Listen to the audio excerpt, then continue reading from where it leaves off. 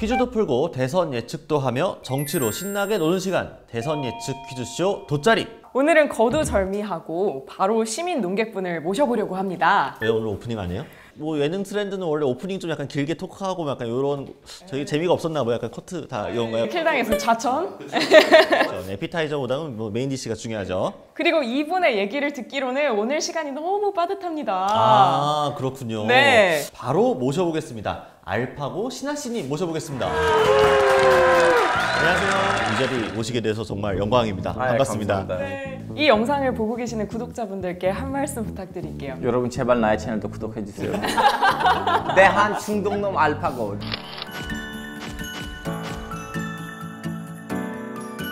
일단 아시는 분도 당연히 계시겠지만 아닌 분들도 혹시 있을 수 있으니까요. 그래서 잠깐만 제가 소개를 해드리고자 하면 직업은 기자, 스탠드업 코미디언, 그리고 유튜버 이렇게 하고 계시는데요. 여기까지만 들으면 이분을 왜 우리나라 대선을 이야기하는 자리에 모셨을까? 남은 나라 와서 이래라 저래라 하는 거 아니야? 그러실 수도 있어요. 하지만 2018년도에 대한민국 국적을 취득하신 한국인이십니다. 귀화를 하셨어요. 이번에 처음으로 대선 투표를 하게 되시겠네요. 네, 저 예전에 다른 투표들 많이 해봤어요. 대선은 처음이에요. 아, 그러니까 지방선거하고 국회의원 총선거는 해보셨고, 이거 사실 궁금한 게 너무 많은데 하나하나 좀 질문을 드려보면 터키 신문사의 특파원으로 활동을 신문사 아니고 사실은 네. 통신사예요. 굳이 비유를 하자면 터키에 있는 조선일보 같은 언론사예요. 제일 큰 보수 언론. 근데 그 언론사가 없어졌어요. 왜요? 이제 대통령도 보수인데 네. 진보가 보수를 까면 네. 문제 없어요. 근데 보수가 보수가 보수를 까면 누가 살아남느냐 문제예요. 지금 보세요. 박근혜 대통령 조선일보 둘 중에 하나 없어져야 되거든요. 이제 박근혜 대통령 조선일보를 없애버리지 못하니까 본인이 없어졌어요. 아 그런 거죠구나. 네. 터키에선 반대로 그럼 언론사가 없어졌나요? 근데 대통령 먼저 움직였죠. 그러게요. 그러면 어떻게 귀화를 하게 되신 거예요? 목숨 문제. 목숨 문제. 터키 신분으로 한국에서 살 수가 없었어요. 딴 나라에 가거나 아니면 등등등. 그래서 뭐 주변에 있는 한국인 형님들 누님들도 형님 누님이란 말에 그냥 우리 동네에 있는 사람들 아니고 이제 국회의원이라든가 아니면 외교부에 있었던 분들이 다 빨리 기화하라고 했어요. 너 기화하지 않으면 문제가 있다. 문제가 된다. 네, 그래서 기화했는데 물론 처음에는 뭐 목숨 문제 때문에 기화를 했지만 근데 이제 기화 과정에서 제가 한 번 떨어졌어요. 귀화를 떨어질 수 있어요? 왜 떨어지셨어요? 애국가를 잘못 불러가지고 그렇게 애국가를 잘못 불러서 떨어지는구나. 네, 지금 장난으로 들리시는데 네, 아니에요? 어느 정도 맞아요. 양념 뿌리진 않아요. 하여튼 떨어질 때까지는 나 이제 목숨 문제 있으니까 기화하자 했는데 딴 나라들에 있는 기화 과정하고 한국인의 기화 과정은 진짜 달라요.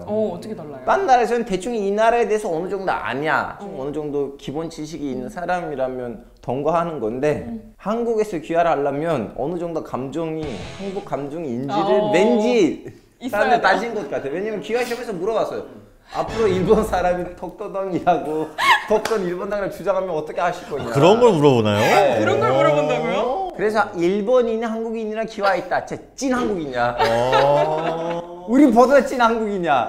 그 일본 사람이. 하여튼 이 사람들이 이러한 과정을 만든 거는 진짜 찐 한국인이 아니라 따지고 하려고 하는데 너는 어떻게 보면 개인적인 문제 때문에 이렇게 하는 건데 다음에는 좀 약간 정신적으로 준비하고 가라. 그래서 열심히 뭐 국뽕 영화들도 보고 얘 대표적으로 예를 들면 어떤 거? 국제시장 국제시장 같은 좋은 영화를 같이 좀 약간 울고 이거 다 진심이에요. 네. 팩트 체크를 하실 수가 있는 근거들 다 남겼습니다. 상당히 철저하네요. 네. 하여튼 이제 그때 이제 한국인으로 이제 변신된 거예요. 2018년에 끝났어요. 18년에 끝났어요. 그때 이제 받았어요 그 시민권. 오래전부터 살아오긴 하셨지만 외국인으로서 한국에 계실 때하고 한국 국적을 취득하고 나서 한국 사람으로 사는 거하고는 느낌이나 좀 체감이 다를 것 같은데. 예전에는 시민이 아니었잖아요. 어차피 언젠가 떠날 나라예요. 좀 약간 더 날카롭게 글을 썼거든요. 더 날카롭게. 사람들이 욕해도 뭐 어때나 어차피 갈 건데. 그리고 이 언론사들이 나는 이렇게 날카롭게 비판을 하기 위해서 나한테 원고료를 주는 거 아니에요. 네, 그렇죠. 비판을 했을 때 건설적인 비판이냐 아니냐를 따지진 않았어요. 근데 이제는 시민이 됐기 때문에 나의 비판이 건설적인 비판이 돼야 된다는 압박감이라고 해야 되나? 책임감? 네. 그래서 매운맛에서 좀 순맛으로 변했다고. 최근 들어서 순한 맛 알파고시로 변하셨다고. 그러시구나. 아무래도 확실히 같은 이제 공동체 구성원이니까 비판을 하더라도 예전과는 당연히 다른 시각이 보였을 수밖에 없을 것 같아요. 그러니까. 그 제가 보니까 또 눈에 띄는 이력이 또 있어요. 그 유튜브 제가 봤는데 구독자도 5만 명 넘으시고 제일 부러운 거는 댓글 수인데 저희는 약간 아직까지는 댓글이 조금 저조한 면이 저희는 있어서 이제 막 시작했으니까요. 어떻게 하면 댓글을 많이 달 수 아니 있을까요? 일단은 이 돗자리라는 거 저도 오기 전에는 모니터링 하려고 들어갔는데 막 밑으로 내려가야지 거기 영상이 하나 있어요. 오마이뉴스 채널에 있는 다른 콘텐츠들 사이에는 눈에 안 보여요. 그렇죠. 오마이뉴스 TV 유튜브 계정 관리하시는 선배께 말씀을 그러니까. 드려가지고 네. 상단을 좀 끌어올려주세요. 저희 그러니까요. 하단에 박아두지 마시고 네. 이렇게 말씀을 드려야겠습니다. 사실 저희가 정치 콘텐츠니까 네. 제대로 진짜 한번 정치 이야기, 대선 이야기 해보려고 합니다. 돗자리를 한번 깔아보려고 하는데요. 그래 보시죠. 대한민국 국민으로서 어쨌든 처음 맞이하는 대선이라고 하셨으니까요. 그게 좀 보시면서 눈여겨보는 후보가 있으실까요? 아 저는 지금 모든 후보들을 관심 있게 지켜주고 있고요. 네.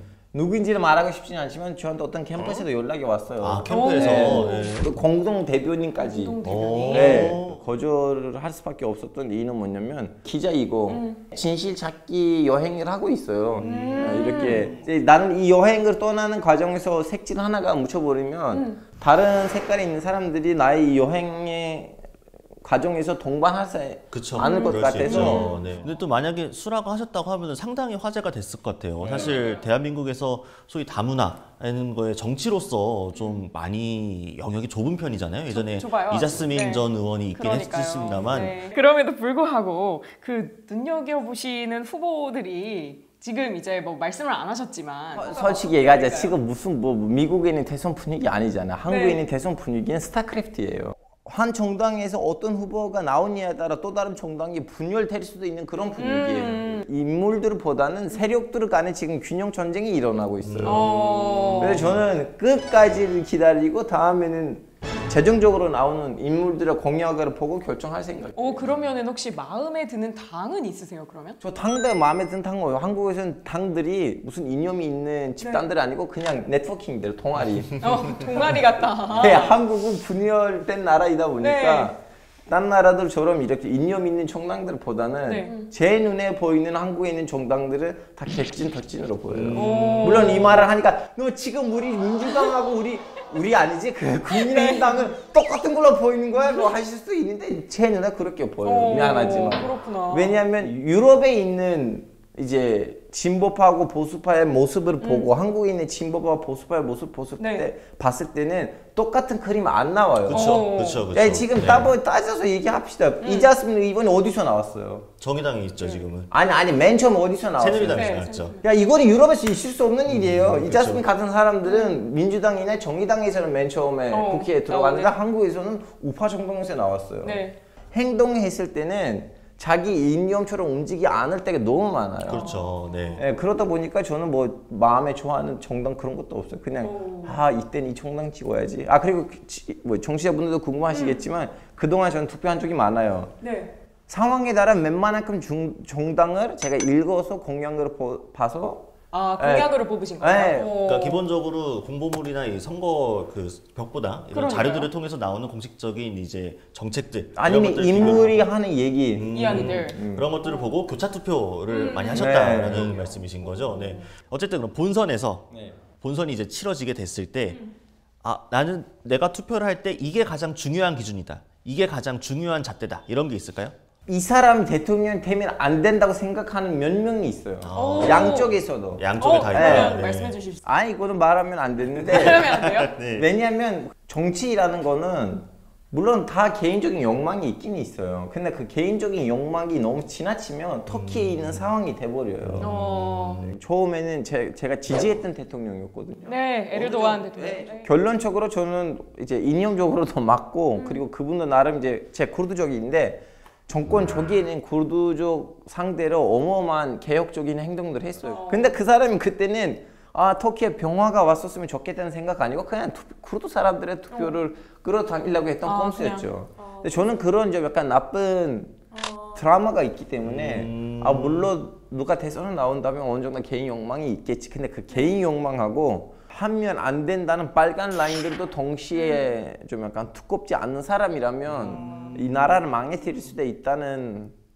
그러니까 개인의 사욕이 어떤 공적인 지켜야 될 선들을 넘어버리는 사람이 있을 수 있으니까 그런 그렇죠. 사람은 어쨌든 무조건 안 된다 이렇게 보고 계시다라는 거였습니다. 그 미중 갈등도 지금 한창 격해지고 있어요. 앞으로도 더 격해질 것 같은데 차기 대통령에게는 좀 이런 외교 감각이 요구가 될 것 같다라는 것에 답해 주신다면요?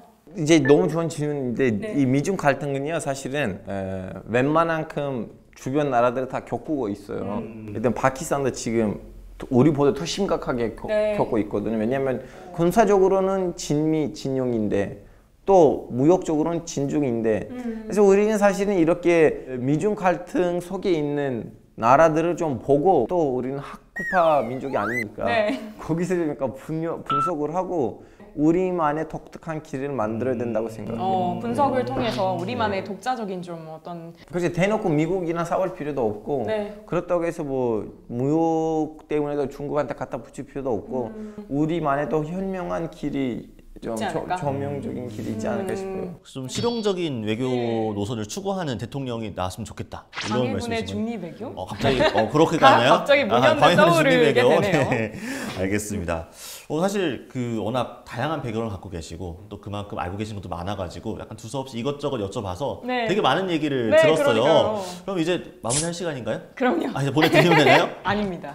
좋은 말씀을 너무 많이 해주셨으니까 우리도 선물을 드려야 하잖아요. 선물 안 주시잖아. 인정합시다. 제일 어려운 질문 던져놓고 맞춰주면 100만 원 준다고 하고 맞출 수 없는 질문 물어보는 거 아니에요. 진짜 맞출 수 있어요. 네, 저희 근데 지금 사실 이번에 드릴 질문은 솔직히 모르시면 곤란할 정도의 문제라. 아 그래요? 네, 모르시면은 약간 그 굉장히 민망해질 수 있는 상황인데. 네. 1화와 3화는 아쉽게도 시민 논객분께서 상금을 가져가지 못하셨지만 네. 2화 때는 받아가셨거든요. 받아- 가셨어요. 1화 때는 공수처로 물어보셨잖아요. 1월 12일. 이거 어떻게 맞춰요 사람이?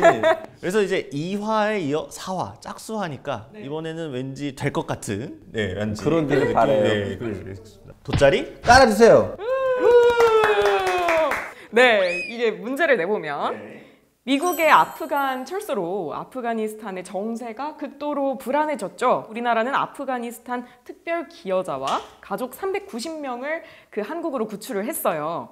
자, 바로 이 작전의 이름은 무엇일까요? 아 이거 방금 제가 말했잖아. 그렇죠. 미라클 작전.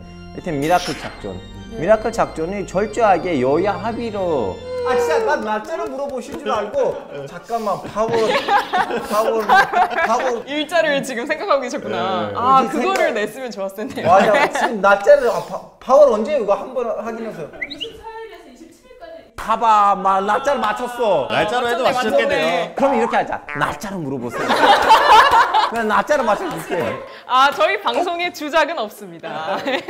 다 진실로 이루어지는 거고요. 하지만 어쨌든 날짜까지 정확히 알고 계셨다는 점 그러니까요. 그 좀 확인해 주시면 될 것 같습니다. 훌륭하십니다. 네, 어쨌든 다행히도 우려를 하셨음에도 불구하고 100만 원의 상금을 더 가져가실 수 있게 되었습니다. 아 근데 솔직히 말하자면 너무 이렇게 떠먹는 이것도 아닌 것 같아. 이것도 아닌 것 같아요. 이것도 아닌 것 이것도 아닌 것 같아요. 약간 까다로우시다. 저는 프로 불만로이거든요. 네. 일단 약간 문제가 너무 쉬우면 네. 약간 자존심이 그러니까요. 이건 나를 지금 무시하는 건가? 약간 이런. 근데 어차피 저는 이제 뒷받침을 이렇게 빨아줬기 때문에 뭐 네. 날짜라든가 그러니까 다 다 아셨잖아요. 했으니까요. 네, 어쨌든 그러니까요. 관련 문제에 대해서 굉장히 전문적인 식견을 가지고 계시다는 것은 이 구독자분들이 다 그러니까요. 아실 거라고 네, 이해할 다 거라고 아실 생각을 거라고 합니다. 네, 아무튼 이 좋은 기운을 이어가서 저희 시민 논객만큼 소중한 저희 구독자님들을 위해서 알파고님께서 퀴즈를 준비해 오셨다고 합니다. 네, 그렇습니다. 네네네네는 따다다다단. 자 여러분 사회 시청자 퀴즈가 시작하겠습니다. 제가 돗자리하면 깔아주세요 해주세요. 돗자리. 오케이. 어마이뉴스와 리얼미터가 공동으로 진행하는 대선 후보 선호도 여론조사가 10월 11일, 12일 사이에 진행되는데요. 과연 1위와 2위의 지지율 격차는 얼마일까요? 1위 후보와 2위 후보의 지지율 격차가 몇 %인지를 맞춰주시길 바랍니다.